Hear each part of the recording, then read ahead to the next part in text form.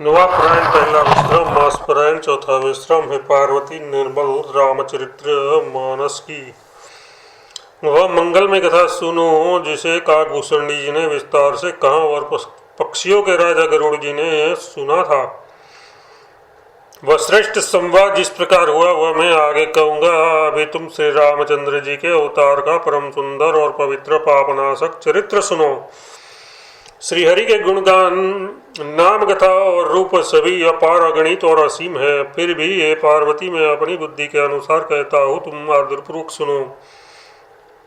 हे पार्वती सुनो, वेद शास्त्रों ने श्रीहरि के सुंदर विस्तृत और निर्मल चरित्रों का गान किया है। हरि का अवतार किस कारण से होता है वह कारण बस यही है, ऐसा नहीं कहा जा सकता। अनेकों कारण हो सकते हैं और ऐसे भी हो सकते हैं जिन्हें कोई जान ही नहीं सकता। हे सयानी सुनो, हमारा मत तो यह है कि बुद्धि, मन और वाणी से श्री रामचंद्र जी की तर्कना नहीं की जा सकती। तथापि संत, मुनि और वेद और पुराण अपनी अपनी बुद्धि के अनुसार जैसा कुछ कहते हैं और जैसा कुछ मेरी समझ में आता है सुमुखी, वही कारण मैं तुमको सुनाता हूँ। जब जब धर्म का ह्रास होता है और नीच अभिमानी राक्षस बढ़ जाते हैं और वे ऐसा अन्याय करते हैं कि जिसका वर्णन नहीं हो सकता, तथा ब्राह्मण, गौ, देवता और पृथ्वी कष्ट पाते हैं, तब तब वे कृपा निदान प्रभु भांति भांति के दिव्य शरीर धारण कर सज्जनों की पीड़ा हरते हैं। वे असुरों को मारकर देवताओं को स्थापित करते हैं, अपनी श्वास रूपी वेदों की मर्यादा की रक्षा करते हैं और जगत में अपना निर्मल यश फैलाते हैं। श्री रामचंद्र जी के अवतार का ये कारण है। उसी यश को गा गाकर भक्तजन भवसागर से तर जाते हैं। कृपा सागर भगवान भक्तों के हित के लिए शरीर धारण करते हैं। श्री रामचंद्र जी के जन्म लेने के अनेक कारण हैं जो एक से एक बढ़कर विचित्र है। हे सुंदर बुद्धि वाली भवानी, मैं उनके दो एक जन्मों का विस्तार से वर्णन करता हूँ, तुम सावधान होकर सुनो। श्रीहरि के जय और विजय दो प्यारे द्वारपाल हैं जिनको सब कोई जानते हैं। उन दोनों भाइयों ने ब्राह्मण सनकादि के शाप से असुरों का तामसी शरीर पाया। एक का नाम था हिरण्यकशिपु और दूसरे का हिरण्याक्ष। ये देवराज इंद्र के गर्व को छुड़ाने वाले सारे जगत में प्रसिद्ध हुए। वे युद्ध में विजय पाने वाले विख्यात वीर थे। इनमें से एक हिरण्याक्ष को भगवान ने वाराह सूअर का शरीर धारण करके मारा। फिर दूसरे हिरण्याकशिपु का नरसिंह रूप धारण करके वध किया और अपने भक्त प्रहलाद का सुंदर यश फैलाया। वे ही दोनों जाकर देवताओं को जीतने वाले तथा बड़े योद्धा रावण और कुंभकर्ण नामक बड़े बलवान और महावीर राक्षस हुए, जिन्हें सारा जगत जानता है। भगवान के द्वारा मारे जाने पर भी वे हिरण्याक्ष और हिरण्यकशिपु इसलिए मुक्त नहीं हुए कि ब्राह्मण के वचन शाप का प्रमाण 3 जन्म के लिए था। अतः एक बार उनके कल्याण के लिए भक्त प्रेमी भगवान ने फिर अवतार लिया। वहाँ उस अवतार में कश्यप और अदिति उनके माता पिता हुए, जो दशरथ और कौशल्या के नाम से प्रसिद्ध थे। एक कल्प में इस प्रकार अवतार लेकर उन्होंने संसार में पवित्र लीलाएं की। एक कल्प में सब देवताओं को जलंधर दैत्य से युद्ध में हार जाने के कारण दुखी देखकर शिव जी ने उनके साथ बड़ा घोर युद्ध किया, पर वह महाबली दैत्य मारता था। उस दैत्यराज की स्त्री परम सती बड़ी पवित्रता पतिव्रता थी। उसके प्रताप से त्रिपुरासुर जैसे अजय शत्रु का विनाश करने वाले शिव जी भी उस दैत्य को नहीं जीत सके। प्रभु ने छल से उस स्त्री का व्रत भंग कर देने देवताओं का काम किया। जब उस स्त्री ने ये भेद जाना, तब उसने क्रोध करके भगवान को शाप दिया। लीलाओं के भंडार कृपालु हरि ने उस स्त्री के शाप को प्रामाण्य दिया, स्वीकार किया। वही जलंधर कल्प में रावण हुआ, जिसे श्री रामचंद्र जी ने युद्ध में मारकर परम पद दिया। एक जन्म का कारण ये था जिससे श्री रामचंद्र जी ने मनुष्य देह धारण किया। हे भरद्वाज मुनि सुनो, प्रभु के प्रत्येक अवतार की कथा का कवियों ने नाना प्रकार से वर्णन किया है। एक बार नारद जी ने शाप दिया, अतः एक कल्प में उनके लिए अवतार हुआ। ये बात सुनकर पार्वती जी बड़ी चकित हुई और बोली कि नारद जी तो विष्णु भक्त और ज्ञानी है। मुनि ने भगवान को शाप किस कारण से दिया? लक्ष्मीपति भगवान ने उनका क्या अपराध किया था? हे पुरारी शंकर जी, ये कथा मुझसे कहिए। मुनि, नारद के मन में मोह होना बड़े आश्चर्य की बात है। तब महादेव जी ने हंसकर कहा, न कोई ज्ञानी है न मूर्ख। श्री रघुनाथ जी जब जिसको जैसा कराते हैं वह उसी क्षण वैसा ही हो जाता है। याज्ञवल्क्य जी कहते हैं, भरद्वाज मैं श्री रामचंद्र जी के गुणों की कथा कहता हूँ, तुम आदर से सुनो। तुलसीदास जी कहते हैं, मान और मत को छोड़कर आवागमन का नाश करने वाले रघुनाथ जी को भजो। हिमालय पर्वत में एक बड़ी पवित्र गुफा थी, उसके समीप ही सुंदर गंगा जी बहती थी। वह परम पवित्र सुंदर आश्रम देखने पर नारद जी के मन को बहुत ही सुहावना लगा। पर्वत, नदी और वन के सुंदर विभागों को देखकर नारद जी का लक्ष्मीकांत भगवान के चरणों में प्रेम हो गया। भगवान का स्मरण करते ही उन नारद मुनि के जो साप उन्हें दक्ष प्रजापति ने दिया था और जिसके कारण वे एक स्थान पर नहीं ठहर सकते थे, गति रुक गई और मन के स्वाभाविक ही निर्मल होने से उनकी समाधि लग गई। नारद मुनि की वह ये तपोमय स्थिति देखकर देवराज इंद्र डर गया। उसने कामदेव को बुलाकर उसका आदर सत्कार किया और कहा कि मेरे हित के लिए तुम अपने सहायकों सहित नारद की समाधि भंग करने को जाओ। ये सुनकर मिनध्वज कामदेव मन में प्रसन्न होकर चला। इंद्र के मन में वह डर हुआ कि देवर्षि नारद मेरी पूरी अमरावती का निवास राज्य चाहते हैं। जगत में जो कामी और लोभी होते हैं वे कुटिल कौवे की तरह सबसे डरते हैं। जैसे मूर्ख कुत्ता सिंह को देखकर सूखी हड्डी लेकर भागे और वह मूर्ख ये समझे कि कहीं उस हड्डी को सिंह छीन न ले, वैसे ही इंद्र को नारद जी मेरा राज्य छीन लेंगे ऐसा सोचते लाज नहीं आती।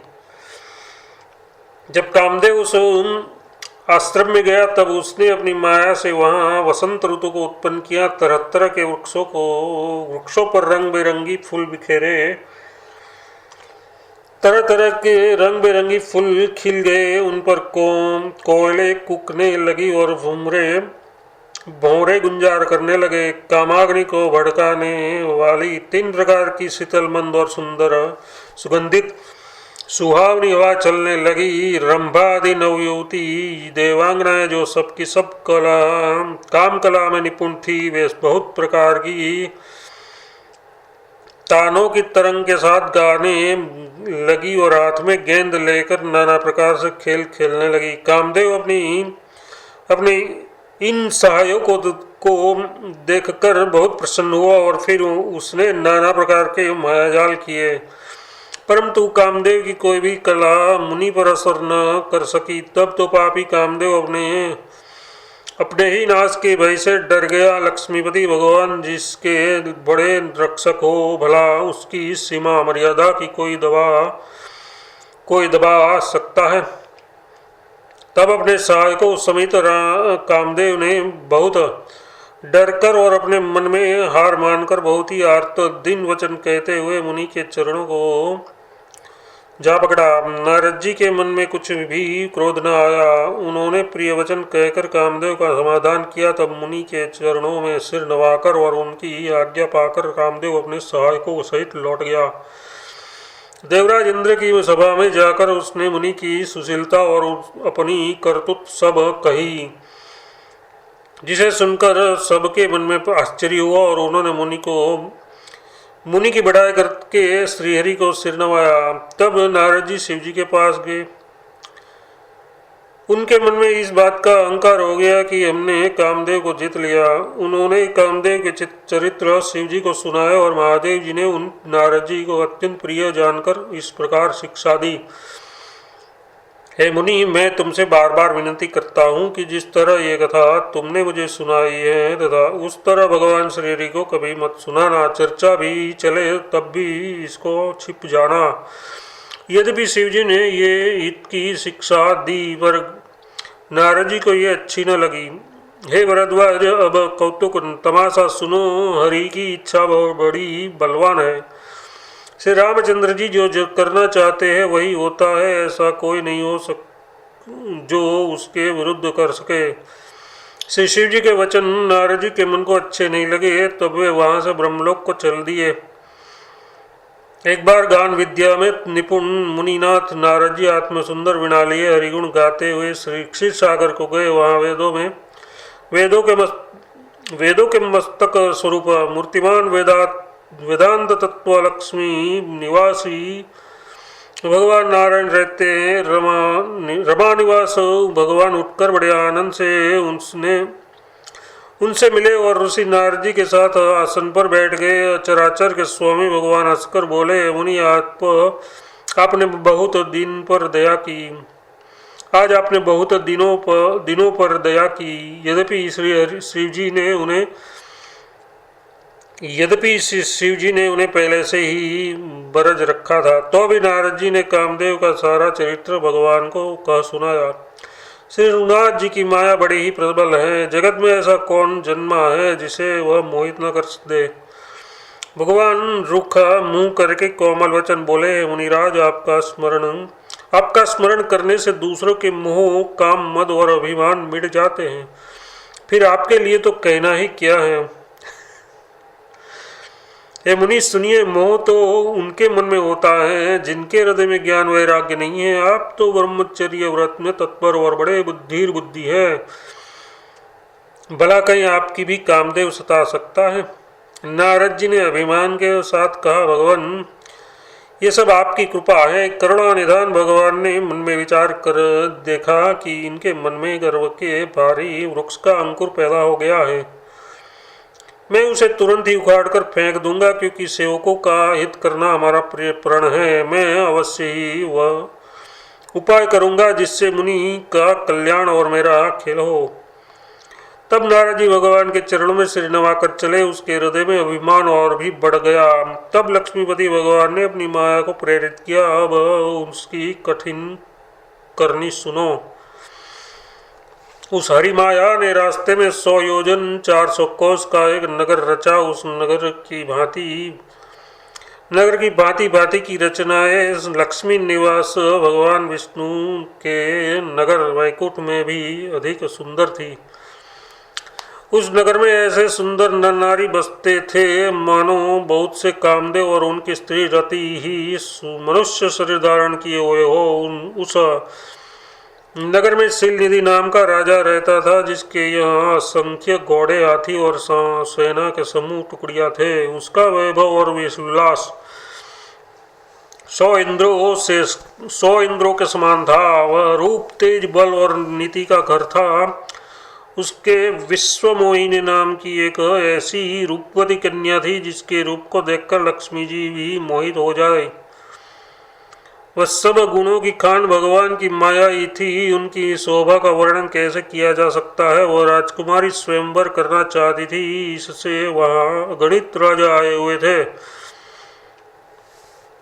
खिलवाड़ी मुनि नारद जी उस नगर में गए और नगरवासियों से उन्होंने सब हाल पूछा। सब समाचार सुनकर वे राजा के महल में आए। राजा ने पूजा करके मुनि को आसन पर बैठाया। फिर राजा ने राजकुमारी को लाकर नारद जी को दिखाया और पूछा कि ये नाथ, आप अपने हृदय में विचार कर इसके सब गुण दोष कहिए। उसके रूप को देखकर मुनि वैराग्य भूल गए और बड़ी देर तक उसकी ओर देखते ही रह गए। उसके लक्षण देखकर मुनि अपने आप को भी भूल गए और हृदय में हर्षित हुए, पर प्रकट रूप से उन लक्षणों को नहीं कहा। लक्षणों को सोचकर वे मन में कहने लगे कि जो इसे ब्याएगा वह अमर हो जाएगा और रणभूमि में कोई उसे जीत न सकेगा। ये सिल निधि की कन्या जिसको वरेगी, सब चराचर जीव उसकी सेवा करेंगे।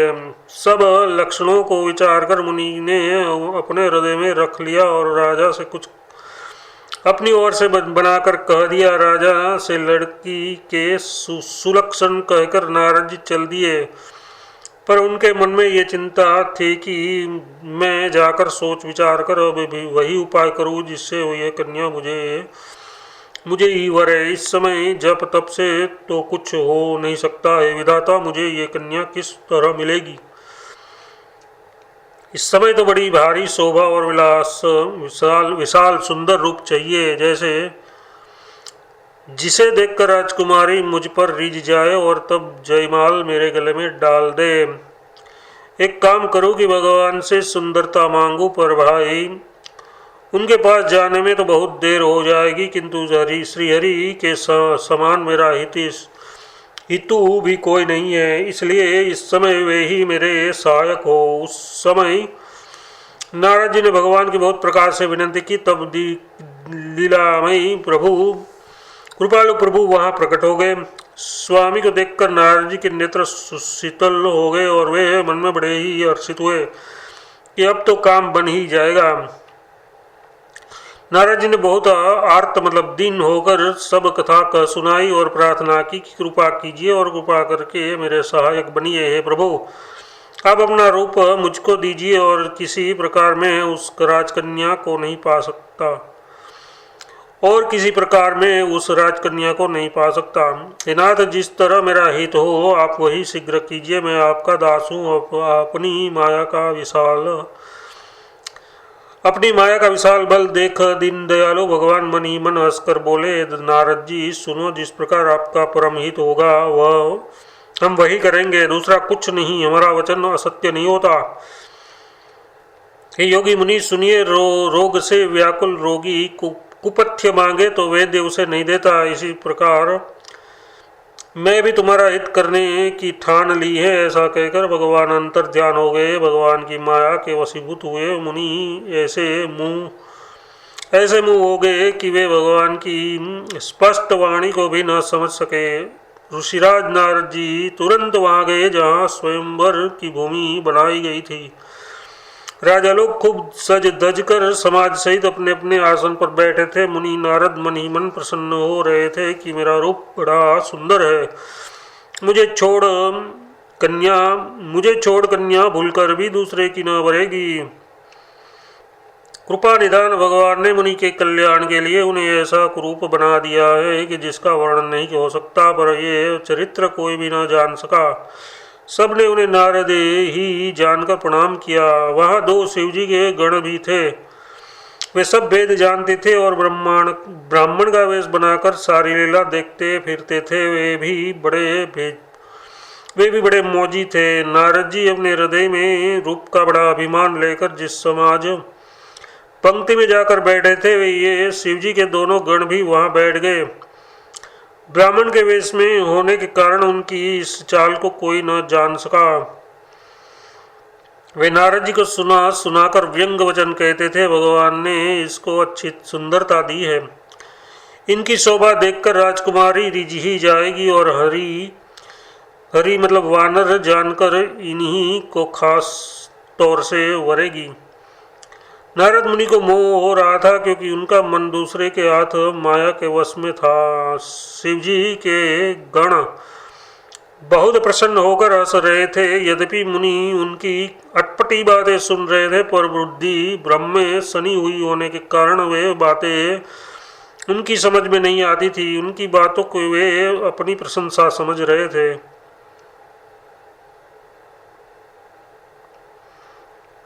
इस विशेष चरित्र को और किसी ने नहीं जाना। केवल राजकन्या ने नारद जी का ये वह रूप देखा। उनका बंदर का सा मुंह और भयंकर शरीर देखते ही कन्या के हृदय में क्रोध उत्पन्न हो गया। तब राजकुमारी सखियों को साथ लेकर इस तरह चली मानो राजहंसनी चल रही है। वह अपने कमल जैसे हाथों में जयमाला लिए सब राजा को देखती हुई घूमने लगी। जिस और नारद जी रूप के घर में फुले बैठे थे उस और उसने भूलकर भी नहीं ताका। नारद मुनि बार बार उचकते और छटपटाते हैं। उनकी दशा देखकर शिव जी के गण मुस्कुराते हैं। कृपालु भगवान भी राजा का शरीर धारण कर वहां जा पहुंचे। राजकुमारी ने हर्षित होकर उनके गले में जयमाला डाल दी। लक्ष्मी निवासी भगवान दुल्हन को ले गए। सारी राजमंडली निराश हो गई। मोह के कारण मुनि की बुद्धि नष्ट हो गई थी। इससे वे राजकुमारी को गई देख बहुत ही विकल हो गए, मानो गाढ़ से छुटकर मणि गिर गई हो। तब शिवजी के गणों ने मुस्कुराकर कहा, जाकर दर्पण में अपना मुंह तो देखिए। ऐसा कहकर वे दोनों बहुत भयभीत होकर भागे। मुनि ने जल में जाकर अपना मुंह देखा। अपना रूप देखकर उसका क्रोध बहुत बढ़ गया। उन्होंने शिवजी के उन गणों को अत्यंत कठोर श्राप दिया, तुम दोनों कपटी और पापी जाकर राक्षस हो जाओ। तुमने हमारी हंसी की, उसका फल चखो। अब फिर किसी मुनि की हंसी करना। मुनि ने फिर जल में देखा तो उन्हें अपना असली रूप प्राप्त हो गया। तब भी उन्हें संतोष नहीं हुआ। उनके होंठ फड़क रहे थे और मन में क्रोध भरा था। तुरंत ही वे भगवान का कमलापति के पास चले।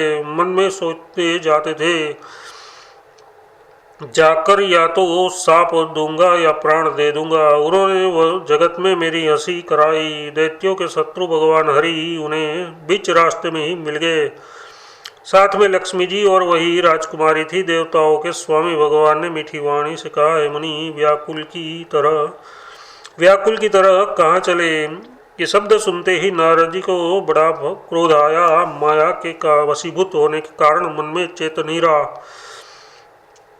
मुनि ने कहा, तुम दूसरों की मर्यादा संपदा नहीं देख सकते। तुम्हारे ईर्षा और कपट बहुत है। समुद्र मथते समय तुमने शिव जी को बावला बना दिया और देवता को प्रेरित करके उन्हें विषपान कराया। असुरों को मदिरा और शिव जी को विष देकर तुमने स्वयं लक्ष्मी और सुंदर कौस्तुभ मणि ले ली। तुम बड़े धोखेबाज और मतलबी हो, सदा कपट का व्यवहार करते हो। तुम परम स्वतंत्र हो, सिर पर कोई है नहीं। इससे जब जो मन को भाता है स्वच्छंदता से वही करते हो। भले को बुरा और बुरे को भला कर देते हो। हृदय में हर्ष विषाद कुछ भी नहीं लाते। सबको ठग कर परख गए हो और अत्यंत निडर हो गए हो। इससे ठगने के काम में मन में सदा उत्साह रहता है। शुभ अशुभ कर्म तुम्हें बाधा नहीं देते। अब तक तुमको किसी ने ठीक नहीं किया था।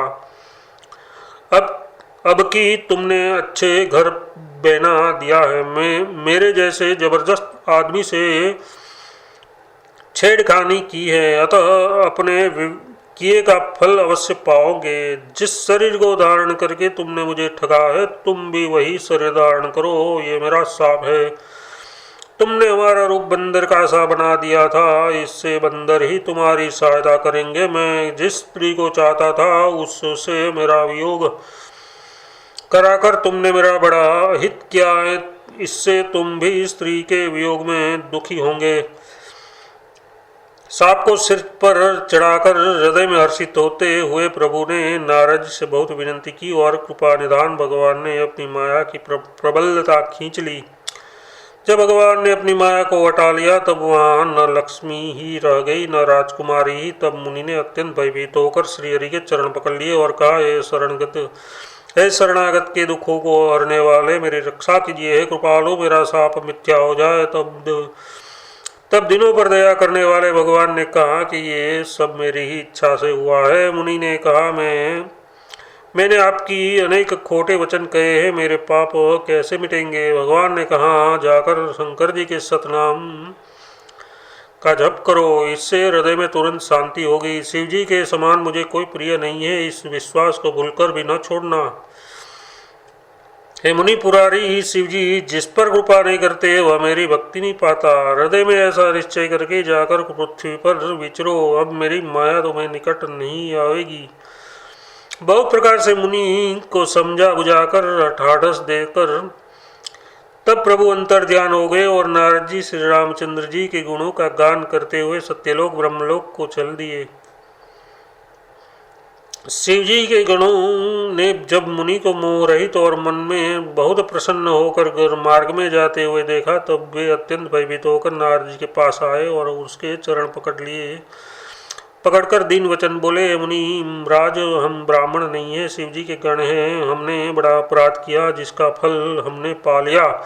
हे कृपालु, अब साप दूर करने की कृपा कीजिए। दिनों पर दया करने वाले नारद जी ने कहा, तुम दोनों जाकर राक्षस हो, तुम्हारे महान ऐश्वर्य, तेज और बल की प्राप्ति हो। तुम अपनी भुजाओं के बल से जब सारे विश्व को जीत लोगे तब भगवान विष्णु मनुष्य का शरीर धारण करेंगे। युद्ध में श्रीहरि के हाथ से तुम्हारी मृत्यु होगी, जिससे तुम मुक्त हो जाओगे और फिर संसार में जन्म नहीं लोगे। वे दोनों मुनि के चरणों में सिर नवाकर चले और समय पाकर राक्षस हुए। देवताओं को प्रसन्न करने वाले, सज्जनों का सुख देने वाले और पृथ्वी का भारण करने वाले भगवान ने एक कल्प में इस कारण मनुष्य का अवतार लिया था। इस प्रकार भगवान के अनेकों सुंदर, सुखदायक और अलौकिक जन्म और कर्म है। प्रत्येक कल्प में जब जब भगवान अवतार लेते हैं और नाना प्रकार की सुंदर लीलाएं करते हैं, तब तब मुनीश्वरों ने परम पवित्र काव्य रचना करके उनकी कथाओं का गान किया है और भांति भांति के अनुपम प्रसंगों का वर्णन किया है, जिसको सुनकर समझदार विवेकी लोग आश्चर्य नहीं करते। श्रीहरि अनंत है, उनका कोई पार नहीं पा सकता और उनकी कथा भी अनंत है। सब संत लोग उसे बहुत प्रकार से कहते सुनते हैं। श्रीहरि श्री रामचंद्र जी के सुंदर चरित्र करोड़ों कल्पों में भी गाए नहीं जा सकते।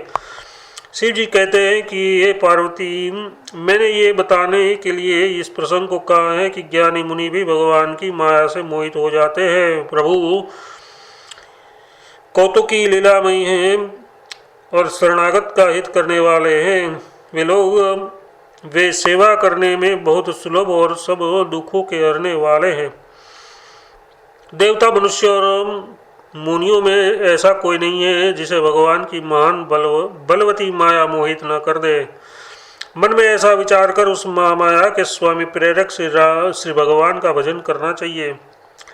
हे राजकुमारी, अब भगवान के अवतार का वह दूसरा कारण सुनो। मैं उनकी चरित्र कथा विस्तार करके कहता हूँ, जिस कारण से जन्म रहित, निर्गुण और रूप रहित अव्यक्त चिदानंद घन ब्रह्म अयोध्यापुरी के राजा हुए। जिस प्रभु श्री रामचंद्र जी को तुमने भाई लक्ष्मण के साथ मुनियों का सा वेश धारण किए वन में फिरते देखा था, और हे भवानी, जिनके चरित्र देखकर सती के शरीर में तुम ऐसी बावली हो गई थी कि अब भी तुम्हारे उस बावलेपन की छाया नहीं मिटती, उन्हीं के ब्रह्मरूपी रोग के हरण करने वाले चरित्र सुनो। उस अवतार में भगवान ने जो जो लीला की वह सब मैं अपनी बुद्धि के अनुसार तुम्हें कहूँगा।